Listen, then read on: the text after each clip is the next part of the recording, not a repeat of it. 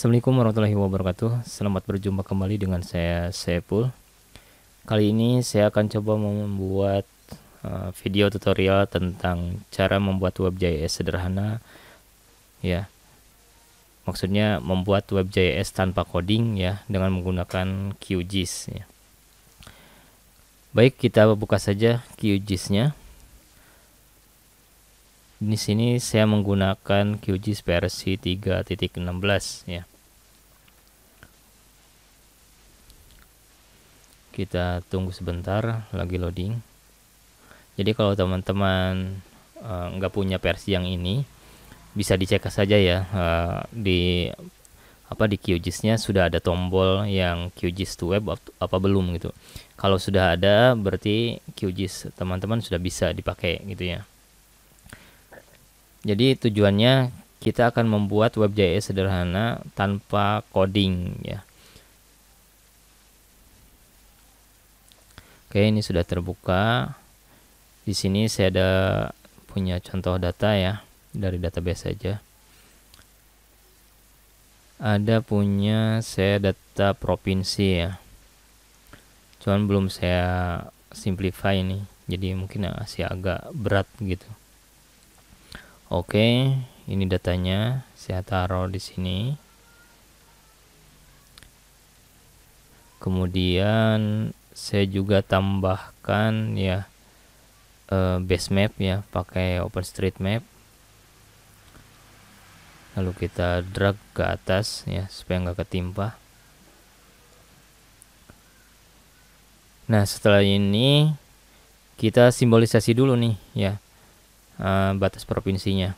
Double klik, kemudian kita pergi ke simbologi ya, categorize, kemudian kita pilih provinsi filenya, lalu classify, muncul nih legendanya sama nama provinsinya. Lalu kita klik label, kemudian kita pilih single label ya, pilih juga provinsi karena kita akan munculin teks provinsinya. Oke, kemudian kita kalau teksnya mau kita buffering ya, ada garis luarnya gitu, kita gunakan pergi ke sini ke buffer, klik buffer, kemudian kita aktifin ya, aktifin buffernya. Kita lihat dulu. Kalau terlalu ketebalan ya teman-teman bisa nanti kurangi ya dengan mengecilkan size-nya nih. Oke.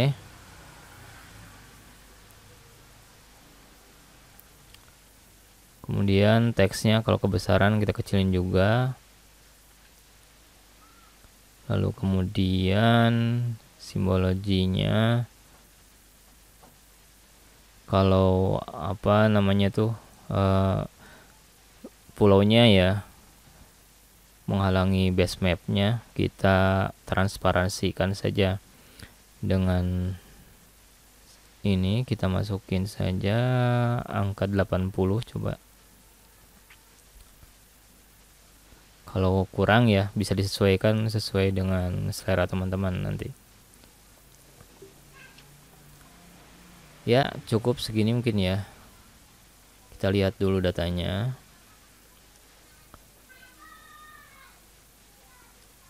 Kita zoom lagi ya. Ya, mungkin sudah cukup nih ya. Teman-teman bisa menambahkan data yang lainnya ya ke sini kalau teman-teman punya yang lain. Oke teman-teman, kita lanjut ya. Nah, setelah seperti ini, teman-teman bisa langsung klik tombol QGIS to web ya. Ini tombolnya, atau teman-teman bisa lihat di menu ada ya, di menu web dicari QGIS to web. Sebentar ya, ini yang ini nih, sebentar. Nah, ini nih ya, Jadi kalau nggak di tombol bisa di menu situ.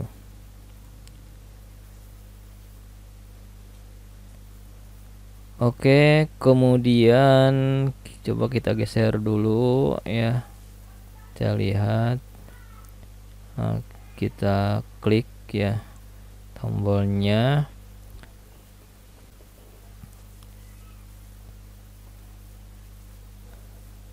Terus kita coba update ya previewnya biar kelihatan. Ini agak nge-lag sih ya, agak berat gitu. Karena data yang peta provinsinya itu masih apa namanya tuh vertexnya masih rapat gitu. Harus disimplify. Jadi dikurangi ya vertexnya biar agak ringan. Ya kan kalau untuk ini nggak detail-detail amat ya gitu. Nah, kita kalau mau munculin di informasinya nanti bisa pilih ya salah satu di sini. Kita kan mau munculin misalkan informasi provinsinya, bisa klik di pas di lain ya.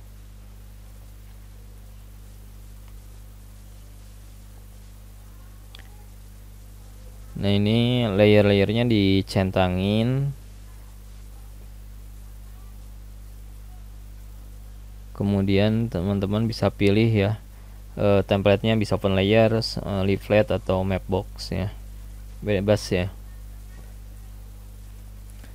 Lalu kemudian setting di sini ya, yang diperlukan saja teman-teman butuhnya apa gitu bisa dicentang, diaktifin centangnya. Nah, kalau kita munculin itu kan untuk apa cari nama gitu ya, alamat itu bisa menggunakan tool bawaannya yang udah disediakan sama si Mapbox sama QGIS. Kemudian kita kan butuh geolocate-nya. Jadi untuk posisi GPS ya, koordinat sih ya gitu.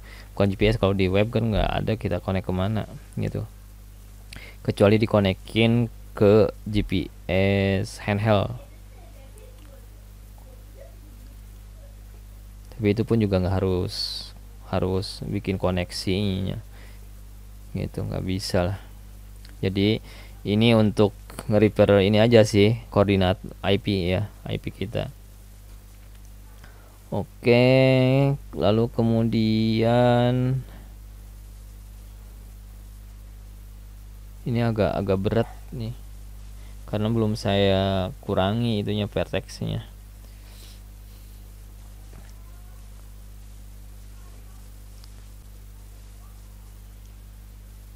Sebentar, agak sabar ya. Nah ini udah muncul. Kemudian kita pilih lagi highlight on hover ya. Jadi kita pas kita sorot tuh area pulaunya ya, area provinsinya itu nanti akan ada tanda kuning biasanya gitu ya, gitu. Lalu kemudian kita pilih lagi yang lainnya ya. Jadi sesuaikan aja dengan kebutuhan teman-teman ya, yang mau dimunculkannya apa. Misalkan untuk ngukur jarak gitu ya, itu bisa gitu.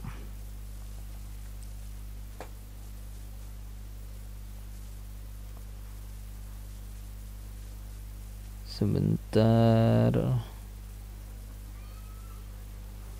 ini layer search ini untuk kita cari data berdasarkan nama yang ada di dalam data yang ada di layer ya gitu. Jadi teman-teman bisa nyari data di dalam layer yang kita masukin gitu.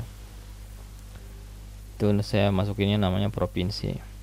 Lalu kemudian tombol measurement udah ya, nanti disesuaikan saja ya, yang butuhnya apa tinggal diaktifin gitu. Kemudian kita akan munculin juga nih nanti apa layer sama legenda.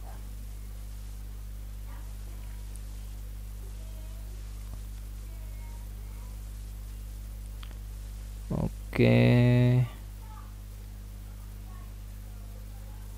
ini sudah dibuat full ya. Jadi tampilannya kalau mau penuh gitu itu dibikin full. Terus ini untuk zoomnya dibikin aja 20 atau 19 gitu ya. Kan standar kayak Google aja dia sampai 20 doang gitu ya. Kecuali kalau teman-teman punya datanya sampai di atas 20 gitu ya. Nah, ini kalau untuk mau memunculkan layer sama legendanya,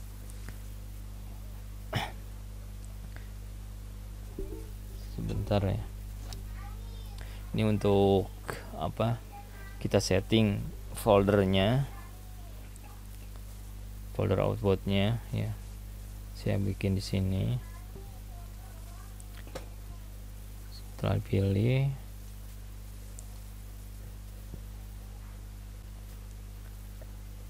nggak ada lagi yang itu. Nah, ini kembali lagi ke sini. Nah, kita munculin layer sama legenda.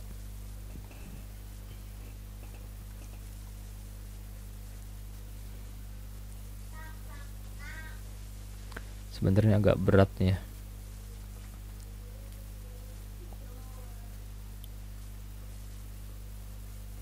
Ini yang ini udah ya. Nah, ini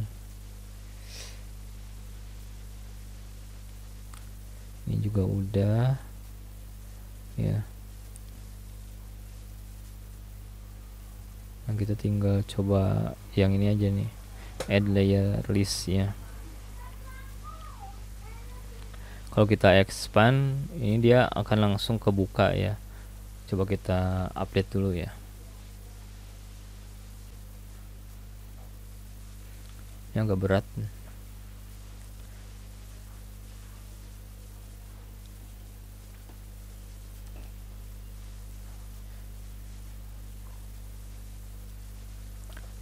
Sebentar ya teman-teman, agak sabar nih. Nah, muncul kan? Ini muncul layer sama legendanya langsung gitu. Nah, kalau teman-teman gak mau kelihatan langsung legendanya, pilih aja collapse gitu ya. Update lagi, kita akan lihat tampilan yang berbeda.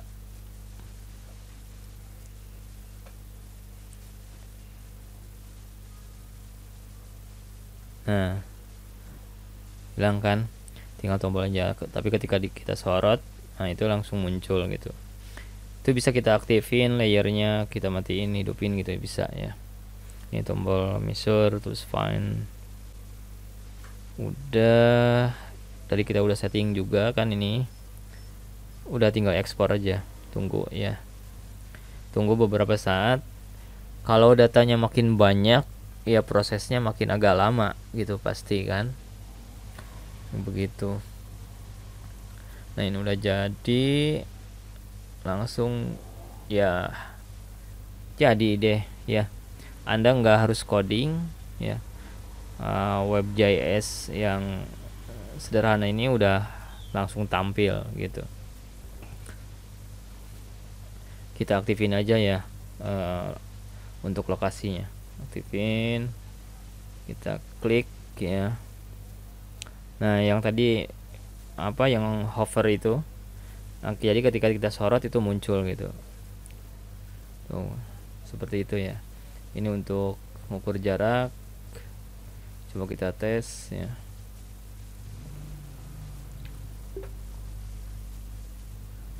Ini udah bisa. Kemudian kita mau nyari data yang ada di layer ya. Taruh misalkan Jawa Barat ya. Ada nggak? Nih ada ya. Udah seperti itu ya. Jadi udah bisa tampil nih gitu. Ini untuk menampilkannya di server udah bisa ya, kita tinggal di hostingin gitu.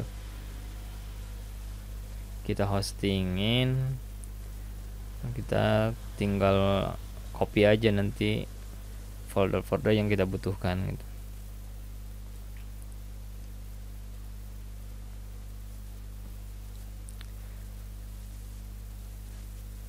Ya ini lebih ke untuk web.js yang sederhana ya, yang statis lah teman-teman ya, bukan web.js untuk dinamis gitu, bukan web.js dinamis itu.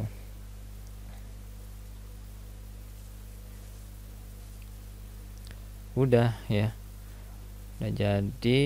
Coba kita lihat foldernya ya sebentar. Oh ini layer, kita cek dulu, kita matiin kan aktif.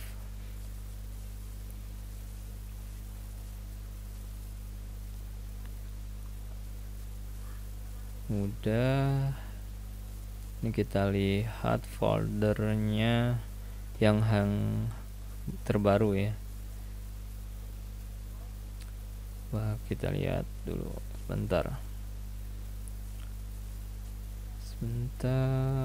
QGIS.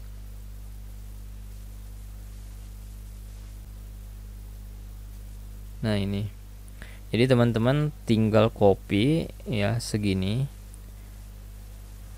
bisa di zip ya, kemudian tinggal di copy ke hosting gitu. Nah ini datanya yang provinsi tuh dalam bentuk file JavaScript ya, JS, tapi datanya di dalamnya itu GeoJSON, ya taruh di situ. Ya sebetulnya kalau data-data yang penting gitu ya dibikin web.js sederhana kayak gini agak riskan sih gitu, harus dimasukin di database. Ya ini namanya juga web.js instan ya, yang tanpa coding gitu. Jadi teman-teman bisa buat ya web.js sederhana tanpa coding seperti ini dengan mudah ya, menggunakan QGIS. Ya, teman-teman sudah bisa mencoba ya, dan silahkan dicoba. Kalau ada pertanyaan ya silahkan di kolom komentar. Jangan lupa like terus dan subscribe terus, dan juga di share ya, like and share-nya jangan lupa. Mungkin cukup sekian dari saya. Wassalamualaikum warahmatullahi wabarakatuh. Sampai ketemu di next video.